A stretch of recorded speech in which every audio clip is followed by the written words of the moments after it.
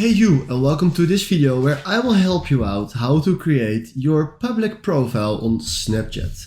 For this we go to our profile left in the top. Then tap on the wheel right in the top.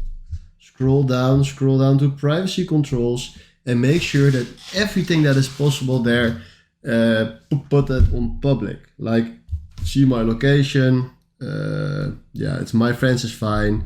Contact me, friends and contacts, see me in quick add, turn that on, activity indicated, turn that on, comment settings, auto approve everyone. So this is the first step. Now we go back, and from here I want to make a picture. Then do send to, and then my story public. Send it to this story. Then tap on your profile, scroll down, and from here you will see that my story just placed right there, and there's a new public profile. So from here I just created a public profile and there's something added to my story.